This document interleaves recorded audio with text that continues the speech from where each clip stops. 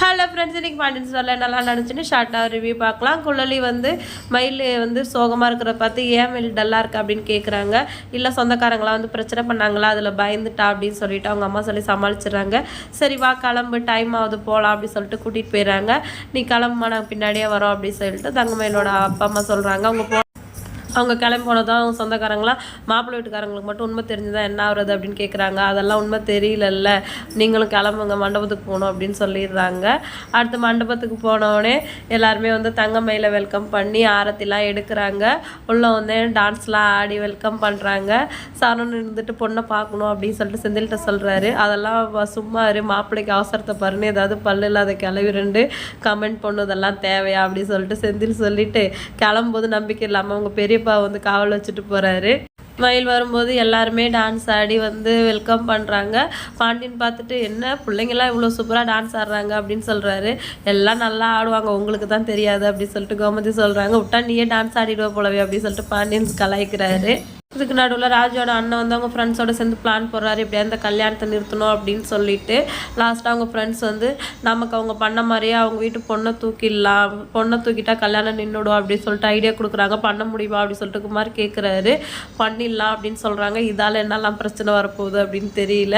அடுத்த மண்டபத்தில் ராஜி, மீனா, குழலி எல்லாம் பேசிகிட்டு இருக்காங்க. குழலி வந்து இவங்க கிட்ட கேட்குறாங்க, இப்போயும் என்னால் நம்ப முடியல, பொண்ணு தரலன்னா அப்படி இல்லாமல் சண்டை போடுவாங்க அப்படின்னு சொல்லிட்டு கேட்குறாங்க. அதுக்கு ராஜி இருந்துட்டு எங்கள் 2 குடும்பத்தை பற்றி தெரியாதா, சொந்தக்காரங்கனாலே இப்படி தான் வெட்டு குத்துன்னு என்ன வேணால் பண்ணுவாங்க அப்படின்னு சொல்லிட்டு ராஜி சொல்லவும், கரெக்டாக என்ன சொன்னால் நான் வாய் முடுவேனோ அதை சொல்லி என் தம்பி பொண்டாட்டி என் வாய் அடிச்சிட்டா அப்படின்னு சொல்லிட்டு குழலி சொல்கிறாங்க. இதெல்லாம் கவனித்த தங்கமயிலோட அம்மா வந்து குழலி ஐஸ் வைக்கணும்னு சொல்லிட்டு, என்னம்மா ரொம்ப டல்லாக இருக்காது, அவனுக்கு ஜூஸ் எடுத்துகிட்டு வந்தா அப்படின்னு சொல்லிட்டு ஜூஸ் கொடுக்குறாங்க. இது ரொம்ப அழகாக இருக்க, மகாலட்சுமி மாதிரியே இருக்குது அப்படி சொல்லிட்டு திருஷ்டிலாம் எடுக்கிறாங்க. சொன்னவொடனே வந்து குழலிக்கு அப்படியே ரொம்ப ஹாப்பி ஆகிடுது. அவங்கக்கிட்ட நல்லா பேசிகிட்டு இருக்காங்க. இது ஸ்டேஜில் இருந்து ராஜி, மீனா பார்த்துட்டு இப்போ தான் அவங்கள பற்றி நம்மக்கிட்ட என்னென்னமோ குறை சொல்கிறாங்க, இப்போ எப்படி சிரிச்சிட்டு பேசிகிட்டு இருக்காங்க பாரு அப்படின்னு சொல்லிட்டு மீனா சொல்கிறாங்க. ராஜி நானாக தான் யோசிச்சுட்டு இருந்தேன் அப்படின்னு சொல்கிறாங்க. அடுத்த பொண்ணுக்கும் மாப்பிள்ளைக்கும் நலுங்கு வைக்கிறாங்க. நலுங்கு வச்சுட்டு ஃபோட்டோ ஷூட் எடுத்துகிட்டு இருக்காங்க. இப்படி போஸ் கொடுங்க அப்படி போஸ் கொடுங்கன்னு கதிரும் ராஜி வந்து சொல்கிறாங்க. நீங்களே சொல்லி கொடுங்களா அப்படின்னு சொல்லிட்டு ஃபோட்டோகிராஃபர் வந்து கோத்து விட்டுடுறாரு. கதிரும் ராஜியும் வந்து சொல்லி கொடுத்துட்ருக்காங்க. இதை பார்த்த பாண்டியன் வந்து செந்தில், மீனா, கதிர், ராஜியை கூட ஃபோட்டோ எடுக்க சொல்ல, நம்ம வீட்டில் வைக்கிறதுக்கு அவங்க ஃபோட்டோ இல்லைல்ல, வரிசையாக எல்லா ஜோடியும் ஃபோட்டோ எடுத்து வீட்டில் மாட்டி வைப்போம், பார்க்க அழகாக இருக்கும்ல அப்படின்னு சொல்கிறாரு. அதை கேட்டவொடனே கோமதி ஹாப்பி ஆகிடுறாங்க.